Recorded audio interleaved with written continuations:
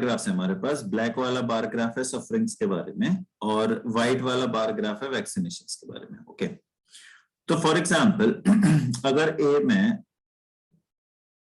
1540 लोगों ने वैक्सीनेशन लगवाई है, तो क्या कहीं भी ये गिवन है दैट इट इज ओनली ए, या कहीं भी ये गिवन है that every person can suffer only from one disease and therefore can take only one vaccination? क्या ऐसा कुछ भी डेटा हमारे पास गिवन है?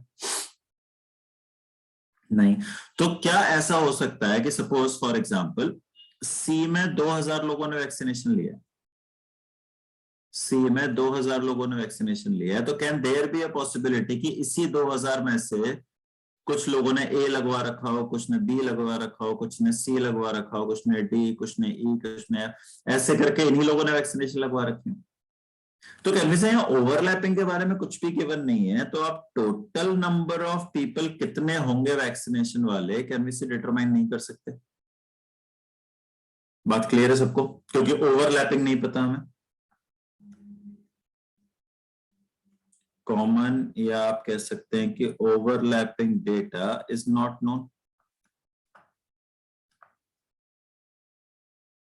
ऐसा बोल सकते हैं? बोलिए सारे लोग, राइट? ओके, क्वेश्चन नंबर 2, हमें मिनिमम नंबर ऑफ लोग बताने हैं, मिनिमम नंबर ऑफ लोग बताने हैं जिन्होंने ए, सी, ई और जी ये वाली डिजीज से सफर कर रही हैं। ए, सी, ई और जी इन डिजीज से सफर कर रही हूं। तो बताइए, अगर ए से 896 लोग सफर कर रहे हैं, सी से 550 लोग सफर कर रहे हैं, ई से 1023 लोग सफर कर रहे हैं और जी से 358 लोग सफर कर रहे हैं, तो बताइए मिनिमम पीपल कितने होने चाहिए लोकेलिटी में हमारी? 1023, बिल्कुल ठीक बात है। तो मिनिमम नंबर ऑफ पेशेंट्स जो होंगे, मिनिमम नंबर ऑफ पेशेंट्स वो 1023, first option. Okay, question number 3, इस बार हमें रेशियो निकालना है वैक्सीनेशन का सफरिंग के साथ। तो आपको रेशियो निकालना है वैक्सीनेशन का सफरिंग के साथ और आपको बताना है कि ये रेशियो हाईएस्ट किसके लिए है। ओके, तो I think first option answer आता है, राइट? कैलकुलेशन करनी पड़ेगी इसमें, और कुछ नहीं कर सकते। I think calculation is the only way out. First option answer आ जाएगा। आपको वैक्सीनेशन अपॉन सफरिंग्स निकालनी है, दैट्स इट। कर लेंगे? Okay, alright. क्वेश्चन नंबर 4, अब फर्स्ट लाइन पे सारा का सारा गेम है। फर्स्ट लाइन देखिए, फर्स्ट लाइन कहती है कि prevalence of a disease is directly proportional to the number of people who have suffered from it. Okay, तो किसी भी डिजीज का जो प्रिवेलेंस है वो डायरेक्टली प्रोपोर्शनल है सफरिंग्स के साथ। ऑलराइट, अब रेशियो वाली क्लास अगर आप लोगों की हो गई हो तो डायरेक्टली प्रोपोर्शनल का मतलब आई एम श्योर सारे लोगों को पता होगा कि if I am looking for high prevalence that means I need high suffering, and if I am looking for low prevalence then that means I am looking for low suffering.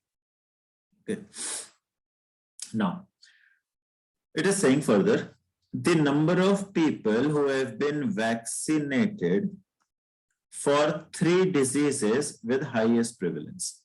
मुझे 3 disease चाहिए high prevalence वाली, that means मुझे 3 disease चाहिए high suffering वाली। बताइए 3 disease कौन सी हैं high suffering वाली? 3 डिजीज हाई सफरिंग वाली, ए, बी एंड ई।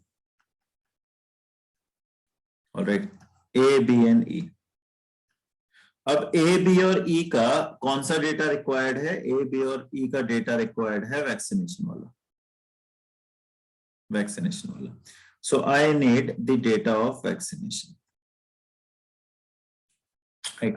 तो ए, बी और ई का वैक्सीनेशन है 1540 प्लस 1225 और प्लस 1100। ओके, इसी टाइप से अच्छा सॉरी, ये आ जाएगा 3865